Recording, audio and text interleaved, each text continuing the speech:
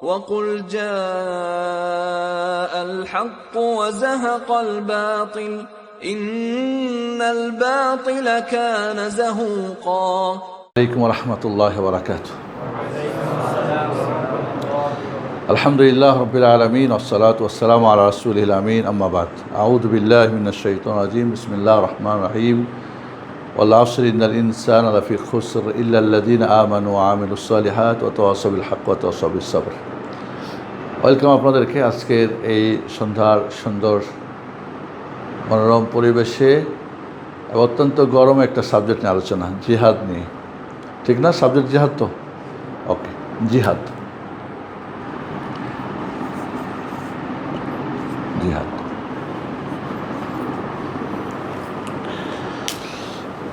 মাদ্রাসাতুত তাসিস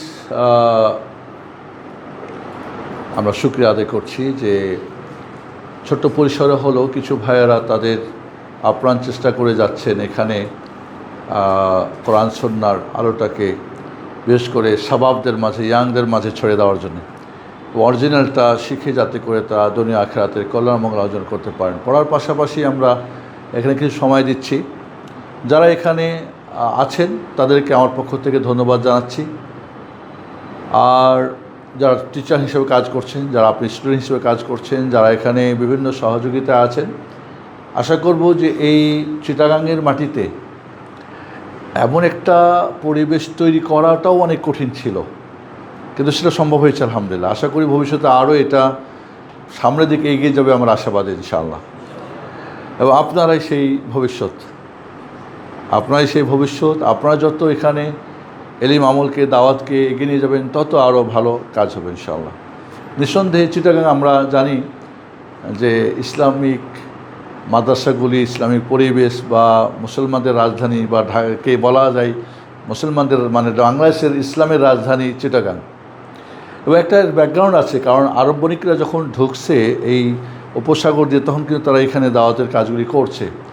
তবে সময়ের কালক্ষেপণে একটা সময় হয়তো সঠিক দাওয়াতটা হয়তো ডানে বামে চলে গেছে। বাবা ইরানিরাও আসছে, ইরানিদের দাওয়াতটাই কিন্তু ইরান তুরান হয়ে কিন্তু বিকৃত ঘটেছে। বাট আরবরা যে দাওয়াতটা দিয়েছে সেটা কিন্তু অরিজিনাল দাওয়াত এসেছে। আপনারা জানেন যে এই বাংলাদেশের দুইভাবে দাওয়াতটা এসেছে, একটা ইরান হয়ে, ভারত হয়ে, ইরান হয়ে পাকিস্তান, ইন্ডিয়া, আফগানিস্তান হয়ে ঢুকছে, আর একটা আরবদের আপনার এই সাগর দিয়ে ঢুকছে। তো ইরানিরা মূলত হিন্দুদেরকে মূর্তি পূজা শিখাইছে। এটা জানেন আপনারা? হিন্দুরা কিন্তু মূর্তি পূজা করতো না, ওরাও তাওহীদ মানত, হয়তো মানতে গিয়ে আমাদের মতো কম বেশ, বাট ওরা মূর্তি পূজা করতো না। ইরানিরাই কিন্তু তাদেরকে মূর্তি পূজা শিখাইছে। আপনি রেফারেন্স হিসাবে আবুল হোসেন ভট্টাচার্য একজন হিন্দু ব্রাহ্মণ, ইসলাম গ্রহণ করে বাংলাদেশে, এবং তাকে কিন্তু রাবেতা আলম থেকে চাকরি দেওয়া হয়েছিল, একটা প্রাইভেট দেওয়া হয়েছিল, ওটাকে জিপ গাড়ি। উনি দাওয়াতের কাজ করতেন। উনি সর্বশেষ আমাদের দিনাজপুর থেকে দাওয়াত করার ফেরার পথে বগুড়া পার হয়ে সম্ভবত শেরপুরে দিকে একটা অ্যাক্সিডেন্ট করে তিনি মারা যান। তার একটা বই লেখা আছে মূর্তি পূজার গোড়ার কথা বা মূর্তি পূজার ইতিহাস। ওখানে উনি এটা লিখেছেন যে হিন্দুরা মূর্তি পূজা করতো না, শিখিয়েছে এই ইরানিরা। এটা ইতিহাস, আমি ওদিকে যাচ্ছি না।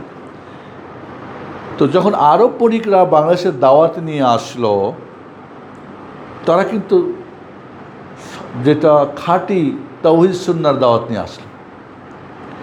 হিন্দুরা এখন মূর্তি পূজা ছেড়ে কি ধরবে? তাওহীদ সুন্নাহ ধরবে ধরবে না? তখন ইরান করলো কি, সব শাহ পাঠিয়ে দিল ভারত মহাদেশে। ভালো করে খেয়াল করেন, শাহরা কি? শাহ মানে কি? বাদশাহ। এর আরবি কি? আল মালিক। শাহ আল মালিক বা বাদশাহ, ঠিক না? আল মালিক, মালাক মানে ফেরেশতা, মালিক মানে কি? বাদশাহ। ওরা হল কি? শাহ পুরাণ, শাহ মাকদুম, শাহ যত শাহ, এই ভারত মহাদেশ যত শাহ আছে সবগুলি কোথাকার প্রোডাক্ট? ইরানি প্রোডাক্ট। আমি এই জিনিসটা আপনাদেরকে মাথায় দেওয়ার পরে আমি যাচ্ছি, কারণ কোন জায়গায় সমস্যাটা আমাদের। ইরানিদের, শিয়াদের জন্মই হয়েছে তাওহীদের জায়গায় শিরিক, এবং সুন্নতে যায় বিদাতকে প্রতিষ্ঠা করা, দিনটাকে ঘর থেকে ধ্বংস করে দেওয়া। ঠিক আছে, ওরা দেখলো যে আরব দায়ীরা তো তাওহীদ সুন্নাহর দাওয়া দিচ্ছে, তাহলে হিন্দুরা তো সব তো আমাদের পুরো ভারত মহাদেশ কী ছিল, হিন্দু অধ্যুষিত এলাকা ছিল, তাহলে ওরা কী হয়ে যাবে, মূর্তি পূজা ছেড়ে দেবে, ছাড়বে না, বাপদার ধর্ম হিন্দু ধর্ম ছেড়ে দেবে। এই সাহারা এসে করলো কি, এটা খুব একটা কঠিন মেসেজ আপনারা মনে রাখবেন। এরা এসে যেটা করলো যে না, তাহলে আমরা অগ্রিম আমরা আমাদের দাওয়াতটা দিই, এবং খুব সহজ দাওয়াতটা কি, কঠিন মেসেজটা কিন্তু মাথায় রাখবেন, ইতিহাস পড়বেন। সেটা হলো কি, দুর্গা ছেড়ে দরগা ধরো, ঠাকুর ছাড়িয়া পীর ধরো, বাস এপিট আর ওপিট। দুর্গার দরগার কি পার্থক্য আছে, কি বলেন আপনারা, কোনো পার্থক্য আছে? রেজাল্টে যে কি একই তো, এটাও শিরক ওটাও শিরক। পীর এবং ঠাকুর যেটার কোনো পার্থক্য আছে? এটা ধর্ম ব্যবসা, এটা ধর্ম ব্যবসা। আমার দেশে দেখুন ভারতবর্ষ 100% মানুষ কি এই আকীদা বিশ্বাসে, যার ফলে এরা সবসময় 200 বছর এদের কী বলে ওটার নাম, ইংরেজদের তারা দালালি করছে না, করে নাই? এবং যারা বালাকোটের ময়দানে তাওহীদের জন্য শহীদ হয়েছে, তাদের শহীদের দিন তারা দিল্লি জামে মসজিদে হালুয়া খেয়েছে, আনন্দ করছে। কারণ কি, জেহাদ করে মরে যাচ্ছেন, জেহাদ কোথায় করবেন, কেমনে করবেন? জেহাদ কী জন্যে? তাওহীদের জায়গায় শিরকের জায়গায় তাওহীদ, বেদাতের জায়গায় সুন্নাত, এই জন্য তো জেহাদ, এটাই লক্ষ্য উদ্দেশ্য। তাছাড়া কী আছে, কিছু আছে? নবী রাসূলদের দাওয়াত যেটা ছিল, তাওহীদ কায়েম করো, শিরক উৎখাত, সুন্নাহ কায়েম হও, বেদাত উৎখাত, বাস দিন হয়ে গেল।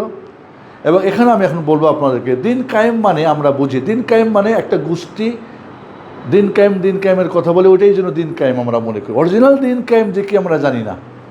আর যখন জেহাদ বলি, তখন মানে কি রাস্তাঘাটের জেহাদ, অরিজিনাল জেহাদ কি তাও আমরা জানি না। কারণ ওরাই যেহেতু বলে, ওইটাই মনে করি জেহাদ, কারণ ওরা বলে না, ভয় পাই বা জানে না। আর জেহাদ অত্যন্ত কঠিন একটা ফিকাহ, জেহাদের অধ্যায়টা একটা কঠিন, সবাই আলোচনা করলে হবে না, সবাই বললে হবে না, রাস্তাঘাটে করলে হবে না, যদু ফদু সলিমুদ্দিন কলিমুদ্দিন উঠে জেহাদের কথা বলবে, এটা হয় না। এটা খুবই হার্ড একটা বিষয়। তবে মনে রাখবেন, আমাদের দেশে বাংলাদেশের মানুষ আবেগী ধর্মীয় ক্ষেত্রে, বিবেকী দুনিয়ার ক্ষেত্রে। দুনিয়া আমরা বিবেক দিয়ে করি, বিবেক স্থায়ী জিনিস, বিবেক কোনো সময় উড়ে যায়, কোনো সময় থাকে, কিন্তু আবেগ আসে চলে যায়, কানলাম কিছুক্ষণ পরে নাই। তাহলে আমাদের দিন কি আবেগ দিয়ে হবে না বিবেক দিয়ে হবে? আবেগ আসবে, কিন্তু বিবেক দিয়ে কন্ট্রোল করতে হবে। ধরি আবেগ আর বিবেকের একটা পার্থক্য শিখে আপনাদেরকে। আপনার মা অসুস্থ, হসপিটালে, শেষবারের মতো আপনাকে জানিয়েছে বা আপনাকে জানা হয়েছে, মা জীবন যাই তোমাকে এখন দেখতে চাই, একবার এক নজর দেখে মরতে চাই। আপনি বাইকে ছিলেন আপনার এক বন্ধুর সাথে, বাইকে আপনি এখন করলেন কি, মাকে দেখার জন্যে টানলেন। এবার মা আগে হসপিটাল কবরে যাবেন না আপনি আগে যাবেন? কথা বলেন। আপনার আবেগ কাজ করতেছে, বিবেক কি বন্ধুকে বলবে, ভাই আমি তো দাঁড়াবো, তুই চালা, একটু দেখে শুনে যাইস। আবেগ দিয়ে টানলে দেখবেন যে চৌরাস্তার মোড়ে আপনি মার কথা ভেবে ওইখানে শেষ। আবেগ আর বিবেক বুঝছেন? তাহলে আগেরটা হলো আবেগ, টান দাও, চলো মাকে দেখবো। মাকে দেখতে চাইতে গিয়ে আপনি মার আগেই আপনি কবরে যাবেন। বাট বিবেক যদি হয়, মা বাঁচলে বাঁচুক, ও তো মরে যাবেই, কিন্তু আমি মরে যাব কেন, আমি আমার মতো করে গিয়ে দেখি, দেখা হলে আলহামদুলিল্লাহ, না হলে আলহামদুলিল্লাহ। কথাকে বুঝছেন? আবেগ আর বিবেক। আমরা কিন্তু বেশির মানুষকে বিবেককে গুরুত্ব দিই না, বিশেষ করে ধর্মীয় ক্ষেত্রে। আবেগ, কত বড় দাড়িওয়ালা, কোথাকার আহলে বাইতের নাম দিয়েছে, বা আওলাদের রাসূলের নাম দিয়েছে, বা টুপি কত বড়, পাগড়ি কত বড়। না, এখন আপনাকে বলবো যে আবেগ দিয়ে না, বিবেক খাটাতে হবে, বিবেক হতে হবে। এবং জিহাদটাকে আবেগ দিয়ে না বিবেক দিয়ে? বিবেক লাগবে। একজন সিপাহসালার তার যদি কমান্ড ভুল করে, লক্ষ সৈনিক শেষ হয়ে যেতে পারে। আবেগ, নাও সামনে যাচ্ছ সামনে যাও, আবেগ, পিছু যাবো কেন, আমরা মুসলিমের জাত। শেষ হয়ে যেতে পারেন। আপনারা ওই ঘটনা কি জানেন? ওমর ফারুক রাদিয়াল্লাহু আনহুর কারামতের কথা। তিনি মদিনায় খুতবা দিচ্ছেন, হঠাৎ করে তার মুখ দিয়ে বের হচ্ছে কি, ইয়া সারিয়াতু আল জাবালা আল জাবালা, ইয়া সারিয়াতু, ওই যুদ্ধদল, আল জাবালা জাবালা মানে আল জিমিল জাবাল, মানে পাহাড়ের দিকে যাও। সাহাবা একরাম আশ্চর্য, কী রে ওমর ফারুক রাদিয়াল্লাহু আনহু আগের পরের কথার সঙ্গে কোনো মিল নাই। ইয়া সারিয়াতু আল জাবালা আল জাবালা, এ তো খুতবার কোনো বিষয়ই না। কিন্তু এইখান থেকে রব্বুল আলামিন তখনকার, এটা আপনাদের মোবাইল না, নেটওয়ার্ক না, আল্লাহর নেটওয়ার্কে পৌঁছে গেছে। খালিদ বিন ওয়ালিদ শুনছে, কী ব্যাপার, উমারের কণ্ঠে শোনা যায় আল জাবালা আল জাবালা। এই ঠিক যখনই তারা পাহাড় পিছু দিস মানে মানে পরাজিত নিশ্চিত হয়ে যাচ্ছে, একেবারে মুখোমুখি যখন এই অবস্থা, কি করবে কিছু ভেবে পাচ্ছে না, ঠিক যখন পাহাড়টাকে পিছনে নিয়েছে সামনে, ঠিক শত্রুরা ভয় পেয়ে গেছে এবং বিজয় ডাঙ্কা বাজছে, সাথে সাথেই পর্যন্ত হয়ে গেছে। মানে পরাজয়ের জায়গায় কি হলো, জয় আসলো, কারণ এটাকে বিবেক বলে। আমি আপনাকে অনুরোধ করব, আপনার ইয়াংদেরকে, আবেগ থাকবে, ইয়াংদের থাকবে না, থাকবে না। দাওয়াতের ময়দানকে ধ্বংস করে দুইটা জিনিস। কয়টা জিনিস? দুইটা।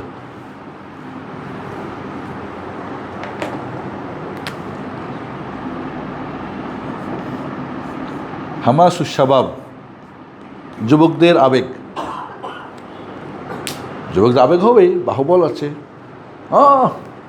পিছনে যাবো কে, পরে কেন, এক্ষুনি, এই মুহূর্তেই। আর কি,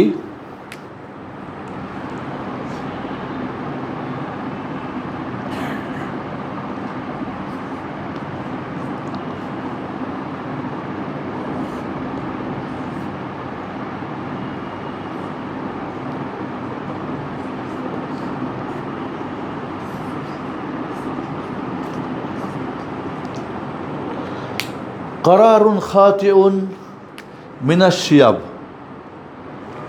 শাবাব আর শিয়াবের পার্থক্য কিন্তু একটা নোক্তা মাত্র। শাবাব মানে কি আর শিয়াব মানে কি, বুড়ো। পার্থক্য কি দেখেন, শাবাব যদি লিখি আমি, আর শিয়াব একটা ছিল, এখানে দুইটা, বা সেটুকু পার্থক্য, তার বেশি পার্থক্য না। যুবক এক নোক্তা, আর বুড়ো কি দুই নোক্তা। শাবাব ইয়াং, শিয়াব বুড়ো। মুরব্বীদের ভুল সিদ্ধান্ত দাওয়াতের ময়দান ধ্বংস করে কয়টা জিনিস, মুখে পড়েন আমার সঙ্গে। যুবকদের আবেগ, আর এই আবেগকে মুরব্বীরা করে কি, ওদের আবেগ যেহেতু আছে, একটা ভুল সিদ্ধান্ত, ঠিক আছে চলো, শেষ। রেজাল্টে গিয়ে দেখা যাবে নাই, কিছু হয়নি, মনিটরে শেষ, 50 বছর পিছিয়ে গেল। ওকে, আমি এই ভূমিকাটুক বলার পরে আপনাকে বলবো যে চলুন আমরা জিহাদ বিষয়টাকে জানতে চাই। আসলে জিহাদ বিষয়টা অনেক কঠিন, বিশেষ করে প্রেক্ষাপট যেটা আমাদের যে প্রেক্ষাপট, এই জিহাদের আলোচনা না। জিহাদের স্তর হলো 1 থেকে নিয়ে 13, আমরা এগুলি সব বাদ, এইটাকে নিয়ে ব্যস্ত। 13 নম্বরটা করতে হবে। তাই 13টা সিঁড়ি পাড়িয়ে আপনাকে উঠতে হবে পরে। আপনি বলছেন 1 আর 3 লাফ দিয়ে উঠবেন, কী হবে বলেন তো? লুঙ্গি ছিঁড়বে, পায়জামা ছিঁড়বে, পা ভাঙবে, এরপরে ওই যে আবেগ শেষ। তাই মধ্যেরগুলি কোথায় গেল? তাহলে জেহাদে যে 13টা স্টেপ রয়েছে, মারাতেব রয়েছে, এটা আমরা কোথায়? মানে আমরা যখন আপনাকে 13 নম্বরে নামাই দিচ্ছি, আপনি খুব হ্যাপি, ও শেখ। কিন্তু যখন আপনাকে বলছি 1 2 3 করে আসো, নো, এটা অনেক সময় লাগবে। এখন আবার মাক্কা মাদানী জীবনী কি? এখন তো সব মাদানী জীবন, এখন মাক্কি বলে কোনো জিনিস নাই। যারা মাক্কি বলছে, এরা মোতাখাল্লিফ, এরা পশ্চাৎগামী, এরা হলো সালাফি, এরা ওয়াহাবি, এরাও মুক্তমুখ। এরা আমাদেরকে এখনও চাচ্ছে এই ফেসিবাদ সরকারের বিরুদ্ধে লড়তে যাওয়া, এই সেই একটু বুঝে সুঝে ভাগাও, কী হবে না হবে, এই কিসের বুঝটুজ, আবেগ না। ক্ষণিকের জয়টা আসলে জয় নয়, ক্ষণিকের জয়টা জয় নাই, যে জয় স্থায়ী। আলোচনার শুরুতে একটা কথা আপনাদেরকে মগজে দিতে চাই। ইসলামী জিহাদ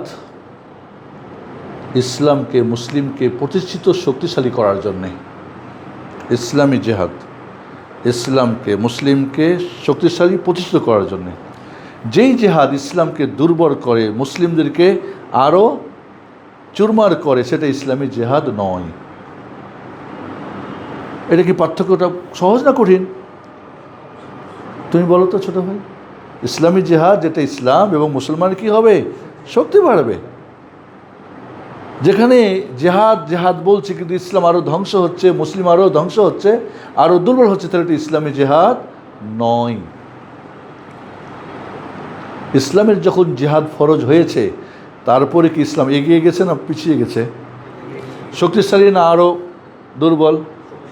তা আপনি জেহাদ করে সারা জিন্দিগি আরও পিছনে আছেন, করলেন, শেষ হলেন, আবার লাস্টে গিয়ে ওইখানে গিয়ে গেলেন, তাহলে এটা ইসলামী জেহাদ নয়। এটা হয়তো আমাদের আবেগকে বা ক্ষণিকের বা আমাদের ভুল সিদ্ধান্ত বা জেহাদ বুঝি নাই। এই জন্যে জেহাদ তখনই করতে হবে যখন শর্ত সারত পাওয়া যাবে। মুজাহিদের জন্য 7টা শর্ত। যিনি জেহাদ করবেন, কে জানে? কে জানেন? আপনারা পড়েছেন এটা, যে জেহাদ করবে তার জন্য 7টা শর্ত? কারোর জানা আছে? বাট আমরা কিন্তু সবাই জেহাদ করতে রাজি। আমি আদৌ জানি না যে আমার 7টা শর্ত আমার মধ্যে আছে কি না। আমাকে ডাক দিলে আমি যে হাজির হয়ে গেলাম। তাই 4 অবস্থায় জেহাদ ফরজে আইন, মানে সবার ব্যক্তির উপর ফরজ হয়। এই ফরজে আইন জেহাদ কখন কখন কে জানেন? বলেন দেখি 2-একটা আলোচনা আমি করবো, কিন্তু আমি একটু যাচাই করতে চাচ্ছি আদৌ কি আমি জানি যে কোন অবস্থায় আমার উপর ফরজে আইন, ফরজে কিফায়া কোন অবস্থায়। তাই জেহাদ ফরজ হওয়ার জন্যে 5টা শর্ত আছে। কার জানা আছে? পড়েছেন কেউ? আমি কিন্তু এই শর্ট টাইমে আপনাদের সব বলতে পারছি না, কিন্তু এটা একটা বড় পার্ট কিন্তু। এবং জেহাদ একটা ইসলাম বিশাল গুরুত্বপূর্ণ পার্ট। জেহাদ একটা ইসলামের অত্যন্ত গুরুত্বপূর্ণ পার্ট। জেহাদ মূলত কি? দিনকে কায়েম করার জন্য দাওয়াতের শক্তি প্রয়োগ করে একটা মাধ্যম। আমি দাওয়াত দিব মানে না, আমাকেও মানে না, আমারে শেষ করতে চাই, আমার উচ্ছেদ করতে চাই, তখন আমি বসে থাকবো নাকি আমি আমার শক্তি প্রয়োগ করব? তো শক্তি নিয়ে করবেন না শক্তি ছাড়াই করবেন? শক্তি ছাড়া হলে আত্মহত্যা, মারা যাবেন। সবাই না, কারণ ওখানে অবস্থা দেখতে হবে কে কোন অবস্থাতে। তাহলে আমরা এখানে আবারও ফিরে যাই, কথাটা ভালো করে মনে রাখবেন যে জেহাদ, যেই জেহাদে আজ আমাদের সারা পৃথিবী জুড়ে বহু জায়গাতে বহু জেহাদ চলছে না, চলে না, কিন্তু আমরা ঘুরে ফিরে দেখেছি যে জেহাদ করে আরও আমরা দুর্বল হয়েছি, আরও আমরা সব হারিয়েছি। ইসলামী জেহাদ না। শেখ আলবানী রাহিমাহুল্লাহ তিনি ফিলিস্তিনের ব্যাপারে একটা বক্তব্য দিয়েছিলেন। শেখ গালিব, শেখ নাবিল বা আমাদের অনেক মাশাআল্লাহ শেখরা আছেন, বা আমার চেয়ে তো অনেক জানেওয়ালারা আছেন এখানে। শেখ আলবানী বলছিলেন যে ফিলিস্তিনিদের জেহাদ মানে এখন জেহাদ করা জায়েজ নেই, তাদের হিজরত করতে হবে, শক্তি সঞ্চয় করে সব কিছু করে শর্ত নিয়ে তারপর আগাতে হবে। পুরা দুনিয়ায় তখন রোজমাস্টার মুজাহিদরা একেবারে তোল পাড় করে আর কি। আমি মনে করি শেখ বিন বাজ রাহিমাহুল্লাহ তার জীবনে যা জিহাদ করেছেন আপনি তার ধারে কাছেও নাই, 100-র মধ্যে 5ও করেন না, কিন্তু আপনি ওকে ফতোয়া দিচ্ছেন যে ও তো মুরজিয়া, ও তো মুখ, ও তো মুখ। ও না, উনি যদি জেহাদ না বুঝে আপনি বুঝেন? আমি বুঝি। শেখ আলবানী জেহাদ বুঝে না, শেখ বিন বাজ জেহাদ বুঝে না, আপনি বুঝি। এই যে ভাবনাটা, এই ভাবনাটা কাদের? খারেজিদের। কাদের ভাবনা এটা? সুফাহাউল আহলাম, হাদিস, এরা সব বাচ্চা কাচ্চা বড় বড় শেখদের ব্যাপারে তারা ফতোয়া দিয়ে দিচ্ছে, কারণ ওই যে আবেগ। এবার আমি একটা কথা বলে মাফ করবেন, আমার কথাগুলি একটু আপনাকে মানে বোঝানোর জন্যে। বাংলাদেশে 2টা জিনিস খুব বেশি চলে। ওষুধের মার্কেটে সুরসুরির ট্যাবলেট বেশি চলে, বুঝেন নাই? পোলাপান আজকাল বুঝছেন না, সোশ্যাল মিডিয়া চালাই ফেলাই না, এতে করে সব দুর্বল, বিয়ে করে বইয়ের হক আদা করতে পারে না। হ্যাঁ, আপ ডাউন করতে করতে এগুলি সব অনেকটা ফিউজ, অনেকে সমস্যা, অনেকে হস্তমতো এটা ওটা করে নষ্ট হয়ে যায়। পরে তখন করে কি এরা ওই সব যৌন, এখন দেখবেন ফেসবুকে, আমি তো মাঝে দেখি এইগুলি খুব চলে। জিজ্ঞেস করেন কত বিক্রি হয়, অন্য ট্যাবলেট বিক্রি হচ্ছে না। বাংলাদেশে গ্যাস্ট্রিকের ট্যাবলেট বেশি বিক্রি হয়, তারা আলতু ফালতু খায়, ভাজা ভোজা রাস্তাঘাটে, আর খাই কি গ্যাসের ট্যাবলেট খাই। এরপরে গ্যাস্ট্রিক থেকে আলসার, আলসার থেকে ক্যান্সার, ক্যান্সার থেকে কবরে। ধর্মীয় ময়দানে সবচেয়ে আলোচনা কোনগুলি ভালো চলে জানেন? জানেন কি আপনারা? সুশ্রুরি ওয়াজ, ধর্মীয় সুশ্রুরি ওয়াজ। ওটা ছিল কি যৌন সুশ্রুরি, ধর্মীয় খুব চলে।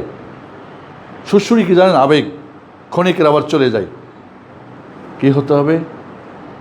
সাফাত করে পার করে নেবে। ও সুশ্রুরি, ক্ষণিক না, নি করলাম, বাস পার হয়ে গেলাম। বায়াতের, সাফাতের, জাহাদের, ইসলামী রাষ্ট্র কায়েমের, মুক্ত, যেমন যে জিনিসগুলিতে মানুষকে কী করে, একটু সুশ্রুরি দেয় দিনই, আবেগকে উচ্ছ্বাসিত করে, খুব চলে। বাট বিবেককে যেখানে কি করে, ওইখানে আমরা, আমি তো জাহেল মানুষ, আমি তো মূর্খ, আমি তো পারি না, আমি বুঝি না, কিন্তু ওকে যখন ওরা ডাকছে ঠিকই ওখানে দৌড় দিচ্ছে। আমার এই কথাগুলি কি জন্যে জানেন? জিহাদ বোঝার জন্যে। জিহাদ বুঝতে হলে আপনাকে অবশ্যই, জিহাদ কারা করছে বলেন তো? সাহাবায়ে কেরাম রাদিয়াল্লাহু তাআলা আনহুম। কী নিয়ে করছে? তার আগে আপনাদের বলবো, জয়ের জন্য দুইটা জিনিস দরকার। আমি আপনাদের কিছু নীতিমালা দিচ্ছি। বিজয়ের জন্য কয়টা জিনিস দরকার?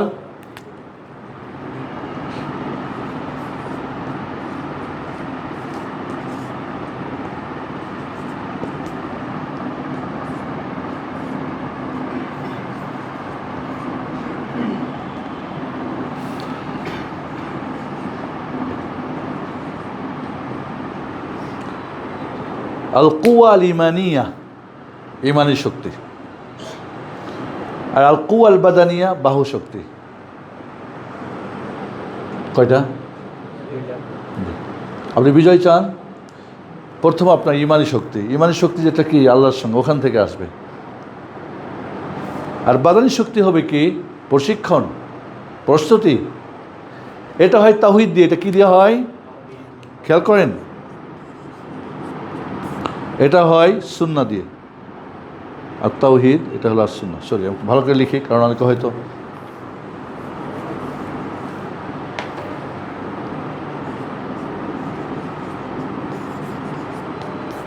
আর এটা হলো কি? আর সুন্নাহ।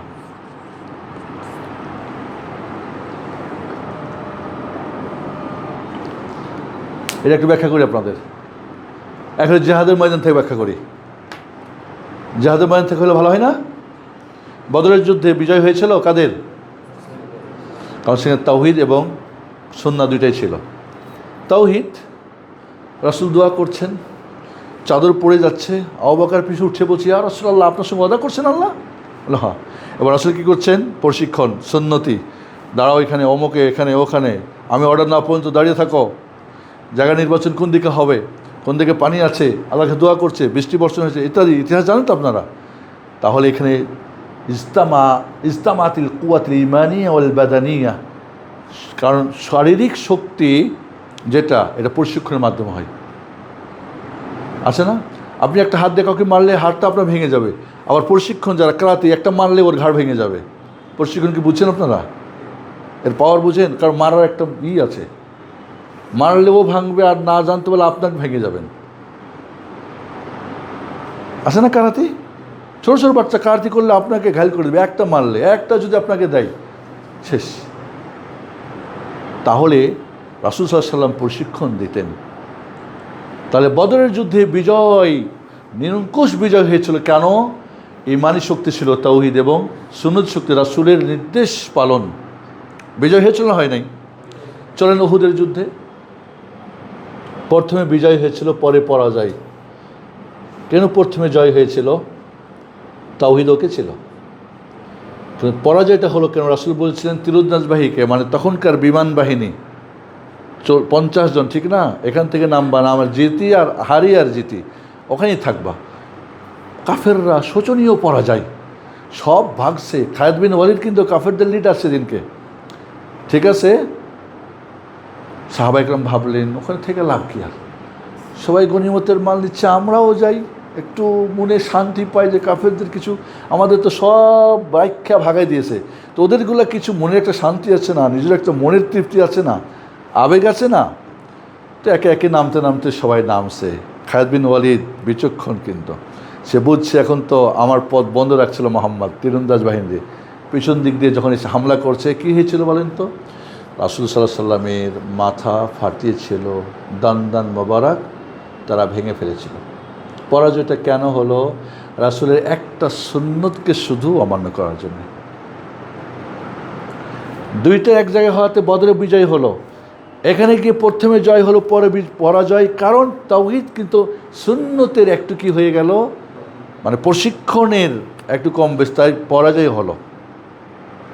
চলেন আপনারা হুনাইনের যুদ্ধে জানেন তো, সাহাবা একরামদের একটা ভাব এসেছিল আজকে আমরা জিতব। 10,000 প্রশিক্ষণপ্রাপ্ত, মানে সুন্নাহ আছে, মানে প্রশিক্ষণপ্রাপ্ত একটা ভাব এসেছিল যে আজকে আমরা জিতব। রাসূল সাল্লাল্লাহু আলাইহি ওয়াসাল্লাম কিন্তু এটা পছন্দ করেন নাই। আমরা জিতব অনেকেই কুয়া ইমানিয়ার মধ্যে একটু হালকা, তাওহীদের মধ্যে কি একটু হালকা স্পট পড়ে গেছিলো যে বিজয় দিবে কে, কিন্তু মনে করছে কি আমরা জিতব। প্রথম চোটে যখন হুনাইনের যুদ্ধে সাহাবা ইকরামদের রাসূল যখন ময়দানে, ওরা ওত পেতেছিল কাফেররা, এমনভাবে হামলা করছে হুনাইনের ময়দান থেকে মুহাম্মদুর রাসূলুল্লাহ ব্যতিরেকে সবাই ভাগছে।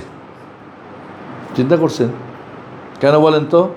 প্রশিক্ষণ ঠিক ছিল, সুন্নাহ ওকে যাকে যেখানে বলছে, বাট তাওহীদের একটু সমস্যা হওয়ার কারণে আল্লাহ দেখাইলেন যে দেখো জয় পরাজয় তোমাদের মাধ্যমে হয় না, আমার মাধ্যমে একটু দেখো তোমরা। তাহলে এই তিনটা ইতিহাস থেকে কি বুঝলাম আমরা? বিজয় হবে কি দিয়ে? তাওহীদ এবং সুন্নাহ দিয়ে, একসাথে যদি হয়, না যদি হয় পরাজয় হবে। তাহলে আমরা এখন বিজয় কী চাচ্ছি? এবং দিন কায়েম করবেন আপনারা, রাষ্ট্র কায়েম করবেন, যা কিছু যেখানে বলেন। আপনি বলছেন নোট ভোট দিয়ে হবে, কী বলেন আপনারা? ভোট 18 কোটি লোকের ভোট দেবো আর নোট হয়ে যাবে, তাহলে হয়ে যাবে? ওটা কি আল্লাহর দিন হবে না আপনার দিন হবে? ভালো কথা বলেন আপনারা। আল্লাহটা হবে না। আল্লাহটা কী দেবো জানেন? রব্বি আন্নী মাগলুবুন ফান্তাসির, কে বলছিলেন? নূহ আলাইহিস সালাম। আল্লাহ আমি পরাজিত, তুমি সাহায্য করো। তখন আল্লাহ কী করলেন? সাইলাব দিয়ে দিলেন, প্লাবন, শেষ, সব কাফের মুশরিক শেষ। ওয়ামা আমানা মাআহু ইল্লা কালিল, অল্প কিছু ঈমান এনেছিল, মানে 83 জন, বাকি সব। তা আল্লাহ কী করছিলেন? দিন কায়েমের জন্য। দিন মানে কি? তাওহীদ সুন্নাহ কায়েম, শিরক বিদআত উৎকে রেখে দিন কায়েম। দিন কায়েম মানে কি? তাওহীদ সুন্নাহ কায়েম হবে, শিরক বিদআত, এটা হলো দিন। দিন কায়েম, এটাই হলো নবী রাসূলদের নিয়ম পদ্ধতি। এক্ষেত্রে আপনি যখন যে তারই একটা কি পার্ট জিহাদ, তার একটা পার্ট কি দিন কায়েমের জিহাদ, মানে কঠিন একটা শক্তি প্রয়োগ করে দিন কায়েম করা। ওকে, তাহলে এখানে মনে রাখতে হবে দিন কায়েম মানে আমরা মনে করি বিভিন্ন ধরনের ভোট, নোট, এটা ওটা, নো, রাষ্ট্র ক্ষমতা দখল না, এটা একটু সমস্ত ভ্রান্ত কথা। সমস্ত নবী রাসূলদের দিন কায়েমের পদ্ধতি ছিল। ওয়ালাকাদ বাআসনা ফি কুল্লি, বলেন, উম্মাতিন রাসূলা কি আনিবুদুল্লাহ ওয়াজতানিবুত তাগুত। ব্যাস, তাওহীদ কায়েম, শিরক উৎখাত কীভাবে করবেন? সুন্নাতে রাসূল দিয়ে। তাহলে দিন কায়েমের মানে শক্তি, মানে আপনি যেটা বিজয়ের যেটা মূল, সেটা কি? ইমানি বল আর বাহুবল। ইমানি বল আসবে তাওহীদ দিয়ে, আর বাহুবল আসবে কি? প্রশিক্ষণ। এবং পৃথিবীর এখন সবাই বাধ্য হয়েছে স্বীকার করতে যে মুহাম্মদ সাল্লাল্লাহু আলাইহি ওয়াসাল্লাম এত বড় যুদ্ধ কৌশলী ছিলেন, সমরবিদ ছিলেন, না আগে না পরে না এখন কেউ জন্ম নেবে। এটা কাফের মুশরিকরা গবেষণা করে বলছে, আর আমরা ওনার না পড়া খালি আবেগ দিয়ে রাস্তাঘাটে মরতেছি জিহাদ দিয়ে। কথাটা কি বুঝে আসছে আপনাদের? তাহলে আমাদের রাসূল তো আমাদের মডেল, ঠিক না? মডেল কি খালি নামাজে, বিবাহ, জিহাদের মডেল না? উনি রাষ্ট্র পরিচালনার মডেল না? ব্যবসায় মডেল না? লাকাদ কানা লাকুম ফি রাসূলিল্লাহি উসওয়াতুন হাসানা, সবার জন্যে না। নবী কি সবার জন্য মডেল না? লিমান কানা ইয়ারজুল্লাহ, শর্ত, ওয়াল ইয়াউমাল আখিরা ওয়া যাকারাল্লাহ কাসীরা। খেয়াল রাখেন, আয়াতের ব্যাখ্যা আমরা ভুল করি বা বুঝি না বা বলি না। রাসূল সবার জন্য মডেল।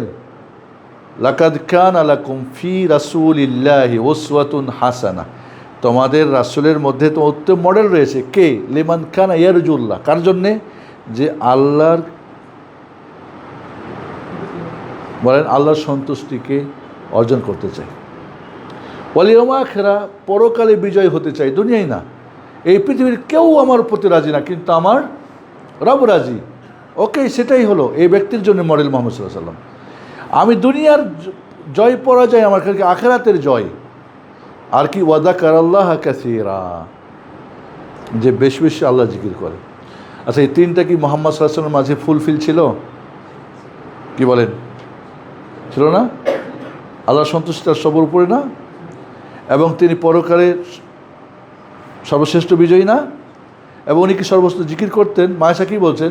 কান রাসূলুল্লাহ সাল্লাল্লাহু আলাইহি ওয়াসাল্লাম ইয়াযকুরু রাব্বাহু ফি কুল্লি আহইয়ানি, কান রাসূলুল্লাহ ইয়াযকুরু রাব্বাহু ফি কুল্লি আহইয়ানি, সবসময় জিকির করতেন। এই তিনটা যার মধ্যে হবে, তিনি মুহাম্মদের মধ্যে মডেল খোঁজ করে পাবেন আলাইহিস সালাতু ওয়াস সালাম। বাকি আপনি নামকে আসতে আপনি মুহাম্মদকে মডেল হিসেবে পাবেন না আলাইহিস সালাতু ওয়াস সালাম। কারণ এই তিনটার পরিপূর্ণ তিনি ছিলেন, এবং এই তিনটা হলো একজন মুমিনের জীবনের কি সবচেয়ে বড় পাওয়া চাওয়া। বোঝা গেছে কথা? তাহলে এই তিনটা হলে জিহাদ বিষয় আলোচনা এবার আমরা চলে যাই। আমি প্রথমেই বলেছি দিন কায়েম মানে আমরা বুঝি ওই যে কিছু ভাইয়েরা দিন কায়েমের কথা বলে, এটা সেটাই বুঝি। এটা দিন কায়েম না, ওটা আল্লাহর দিন না, ওদের দিন হতে পারে। যখন আমরা জিহাদ বলছি তখন দেখা যায় জিহাদ মানে আমরা প্রচলিত যেটা বুঝি জিহাদ, ফিলিস্তিনের জিহাদ হয়তো বুঝি, আফগানিস্তানের জিহাদ বুঝি, বা আমরা হয়তো ফিলিপিনের বা বাংলাদেশের বা বিভিন্ন সময় বা কাশ্মীরের, বা আমরা আসলে অরিজিনাল জিহাদটা কী, কারণ আমরা জানিও না অরিজিনাল জিহাদটা কী, কেমনে, তার শর্ত শারায়াতগুলি কী, যার ফলে যেটা দেখি ওটাই মনে করি ঠিক। কেউ সৌদি আরব থেকে এসে আপনাকে পানি দেবে, জমজমের পানি খাও। জিন্দিগিতে জমজমের পানি খাই না, খাই বলবেন আলহামদুলিল্লাহ জমজম খাইছি, কিন্তু আপনাকে হয়তো কুয়ার একটা বাংলাদেশের কুয়ার পানি খাওয়াই দিয়েছে, অথবা হয়তো আপনাদের ওই যে আমাদের সিলেটের জমজম কূপ আছে ওইটার পানি খাওয়াইছে, আপনি আদৌ জানেন না। হ্যাঁ, আমি 25 বছর সৌদি আরবে থাকছি, ইনশাআল্লাহ জমজমের পানি কি না খেলে জীব বলে দিবে।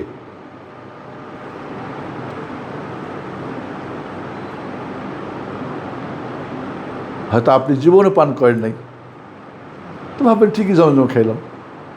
তা আপনি অরিজিনালটা জানলেন না, আপনি ডুপ্লিকেটটা বুঝতে পারবেন সারা জিন্দি। এবং আমাদের এখানে একটা কথা বলে শুরু করি, আমরা 2 নম্বর খেতে খেতে 1 নম্বর আমাদের পেটে সহ্য হয় না। এটা একটা গল্প আছে।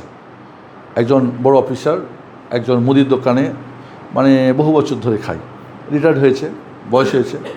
তো দোকানদার ঈদ উপলক্ষে আর্মিদের পেকিং ভালো অরিজিনাল পাওয়া যায় না, ঘি, তো এই ঘি দিয়েছে স্যারকে, মানে ঈদের খাবে টাবে।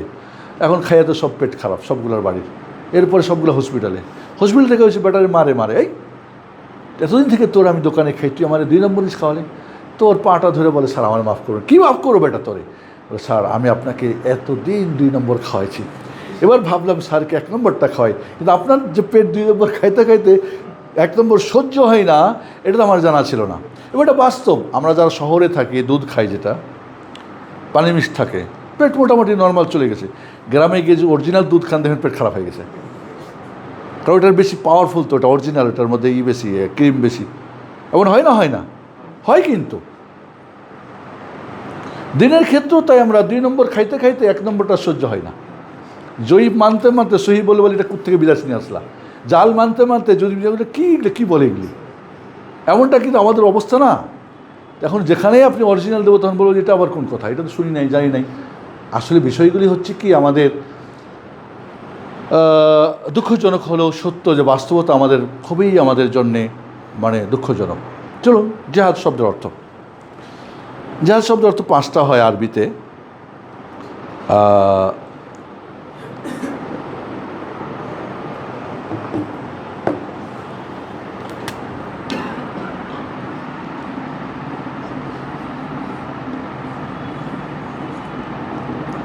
আল জিহাদু লুগাতান মানে শাব্দিক অর্থ কী? শাব্দিক অর্থ হলো আমরা বলছেন যে জিহাদ শব্দ হয় কি, আত্মাকা শক্তি, আল মাশাক্কা কষ্ট, আল মাশাক্কা 3 আল ওয়াস রসমান আপনার শব্দ সব পরিপূর্ণ প্রচেষ্টা। আল কিতাল,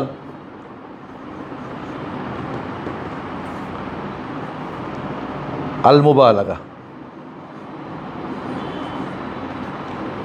এই শব্দগুলি অর্থ আসে। আত্মাকা শক্তি, আল মাশাক্কা কষ্ট, আল ওয়াস মানে আপনার যতটুক দেওয়ার সব দিয়ে দেওয়া, মা ওয়াস মানে যার শক্তির যতটুক তার কুলাই যাকে বলে। আল কিতাল এটা বুঝি আমরা, কিতাল মানে মারো। আল মুবালাগা কোনো কাজে খুব কঠিনভাবে সিরিয়াস হওয়া, বেশি অতিরিক্ত করা, এইগুলি শাব্দিক অর্থ আসে। ইসলামের পরিভাষায় জিহাদ কাকে বলে? জিহাদের দুইটা অর্থ হয়, একটা আম, একটা খাস। খাস মানে ওই যে 13 নম্বরে ময়দানে গিয়ে কাফেরের সাথে কী করা, কেতাল কুফার লেনুসাতুল ইসলাম ওয়াইলা কালিমাতিল্লাহ, কাফেরের সাথে যুদ্ধ করা ইসলামের সহযোগের জন্য এবং কালিমাতুত তাওহীদকে উড্ডীন করার জন্য। রাসূল কি বলছেন, মান কাতালা লিতাকুনা কালিমাতুল্লাহ হিয়াল উলিয়া, যে তার সব কি করে প্রচেষ্টা, তার শক্তি দেয় আল্লাহর তাওহীদকে কায়েম করার জন্য, সে হলো মুজাহিদ, সে হলো মুজাহিদ বা তার হলো জিহাদ। এটা হলো কি খাস। আম কি সাধারণ যেটা জিহাদ, আপনার হতে পারে অর্থ দিয়ে, হতে পারে জীব দিয়ে, হতে পারে অন্তর দিয়ে, হতে পারে আপনার দাওয়াত করে, হতে পারে শিখিয়ে, এটা সাধারণ মানে যে কেউ হতে পারে। তাহলে জিহাদের যে একটা অর্থ, যে ময়দানে গিয়ে করা কাফিরের বিরুদ্ধে, যে আমার দিনকে একেবারে শেষ করতে চাই, আমাদেরকে শেষ করতে চাই, ও তো তাওহীদ মানবে না, আল্লাহর জমিনে সে প্রভুত্ব খাটাবে তা না, আল্লাহর জমিন আল্লাহর বান্দাদের হবে, আল্লাহর দিনের জন্য হবে। সেক্ষেত্রে তারপরে এই জিহাদের জন্য অবশ্যই শর্ত, শারায়েত এবং প্রেক্ষাপট আছে। তাহলে আমরা আরেকটা জিহাদ বললাম কি, আম মানে হাত দিয়ে, মুখ দিয়ে, টাকা দিয়ে, জান দিয়ে, শিক্ষা করে, দাওয়াত করে, আমল করে, সবর করে, এই সমস্ত জিহাদ, এটা আম হলো। এছাড়াও জিহাদ যেটা, জিহাদের হুকুমটা কি বলেন? জিহাদের হুকুম ফরজ। জিহাদ কি? ফরজ।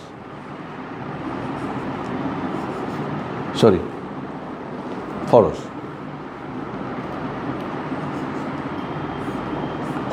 একটা ফরজে আইন, একটা কি ফরজে কিফায়া। আইন মানে সবার উপরে ফরজ, ব্যক্তির উপরে। আইন মানে কি? ব্যক্তির উপরে ফরজ। আর কিফায়া মানে যথেষ্ট, কেউ করলে আর কেউ গুনাহগার হবে না। একটা গোষ্ঠী করেছে কাজটা, যেমন জানাজার নামাজ, ফরজে কিফায়া, কিছু মানুষ জানাজা করেছে, তাহলে ওই গ্রামের বা যে এলাকার ওই লোকটা সবাই পাপমুক্ত হবে। কেউ করলো না তাহলে সবাই গুনাহগার হবে। ধরেন ইলিম অর্জন করার দুইটা অবস্থা আছে না, একটা ফরজে আইন, একটা ফরজে উজু। ফরজে আইন, বাট তালাকের মশলা কি ফরজে আইন নাকি? ওটা কিছু আলেম জানতে হবে। ডাক্তার হয় একটা মুসলিম সমাজে, ডাক্তার, ইঞ্জিনিয়ার, ব্যারিস্টার, যুদ্ধবিদ, অমুক তমুক যা দরকার সব, এটা কি ফরজে কিফায়া। কিছু তৈরি করলে সব মুক্ত, পাপমুক্ত হবে, বাট কেউ হবে না, সবাই গুনাহগার হবে। তাহলে ফরজে আইন মানে এভরিবডি। সালাত ফরজে আইন, সবাইকে শিখতে হবে। ওযু সবাইকে শিখতে হবে। সিয়াম সবাইকে জানতে হবে, ঠিক আছে না? ইলিম সবাইকে অর্জন করতে হবে। ইলিমের যেটা ফরজে আইন মানে নিজের সঙ্গে, আর যেটা উম্মতের সাথে সেটা ফরজে কিফায়া, মানে যথেষ্ট কিছু মানুষ শিখলে বাকিরা কি হয়ে যাবে, পাপমুক্ত হবে। যেরকম আজান ফরজে কিফায়া, যদি অন্য ভিন্ন হুকুম আছে।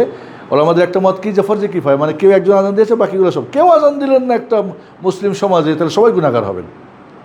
তাহলে এই যে হুকুমের দিক থেকে কি আইন হতে পারে, কিফায়া হতে পারে।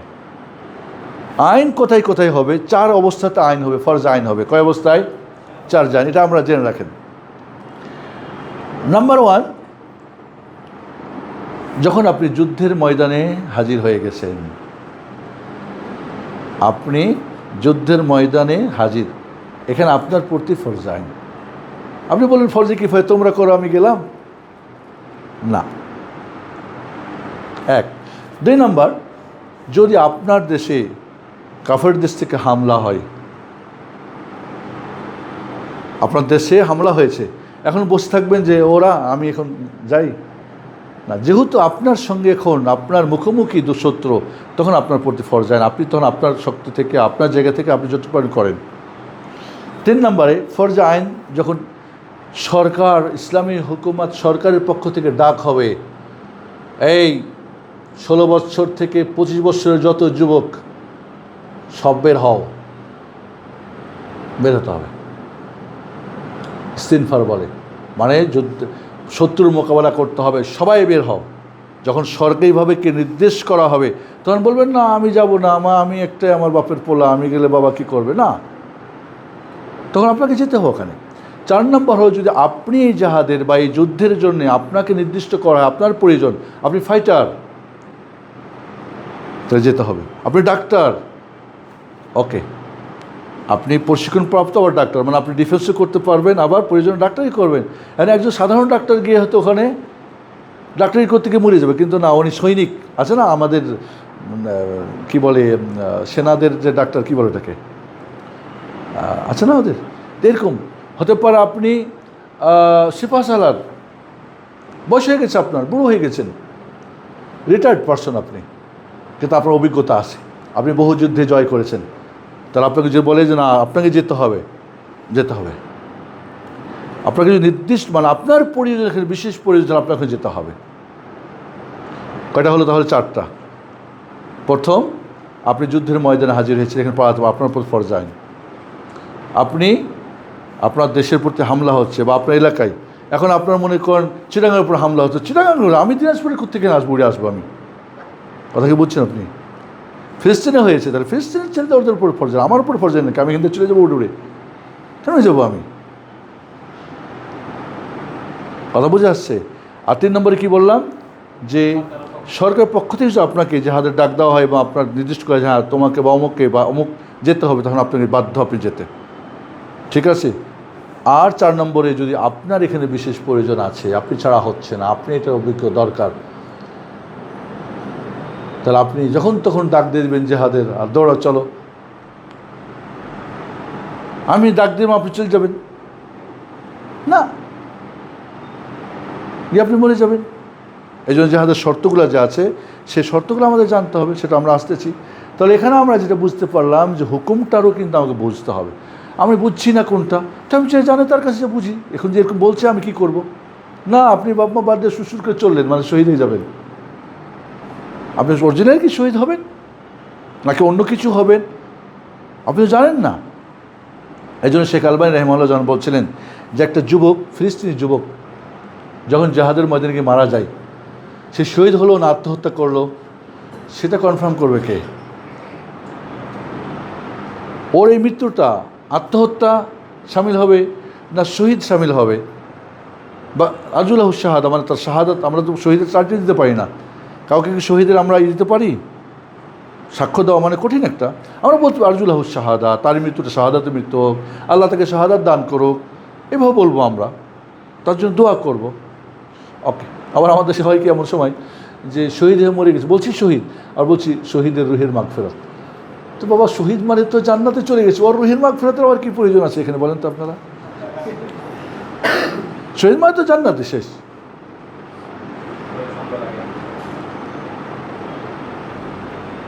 আপনার কথাগুলি, আমার কথাগুলি পজিটিভলি নেবেন। আমি কাউকে কিন্তু কোনো নেগেটিভ কথা বলতে চাচ্ছি না, কিন্তু বাস্তবতা আমরা বলতে চাচ্ছি, যে অরিজিনাল বাস্তবতা কী আমাদের। চলুন আমরা এবার জেহাদের শর্ত টর্তর আগে প্রকারগুলি জানি। আমার একটা প্রোগ্রাম আছে 9টার সময় অনলাইনে, আচ্ছা অনেক সময় আছে মাশাআল্লাহ। শেখ ইবনুল কাইয়িম রাহিমাহুল্লাহ জেহাদের যে মারাতে বিস্তরগুলি তিনি করেছেন। প্রথমত আমাদের জেহাদ হবে নাফসের সাথে, কিসের সাথে? নাফস। 2 নম্বর শয়তান। 3 নম্বর আল কুফার ওয়াল মুনাফিকিন।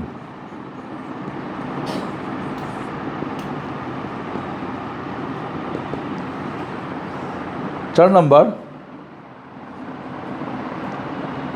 আল-আওসাত মিনাল মুসলিমিন।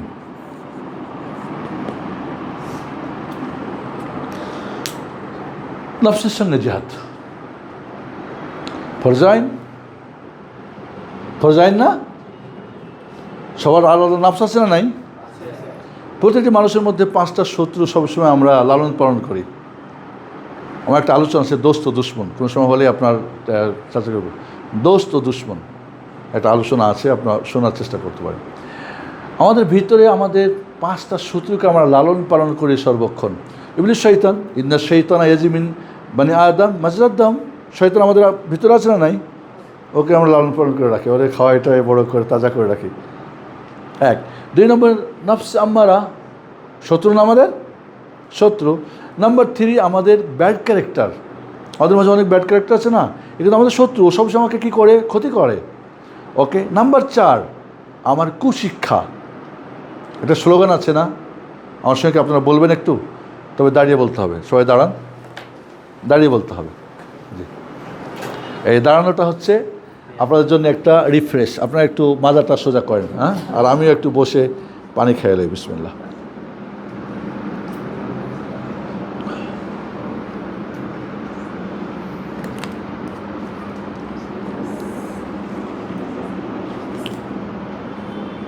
বিসমিল্লাহ। কী জন্য বলতেছিলাম বলেন? হ্যাঁ, ব্যাড ক্যারেক্টার, হ্যাঁ, কুশিক্ষা। 4 নম্বরে কি? কুশিক্ষা।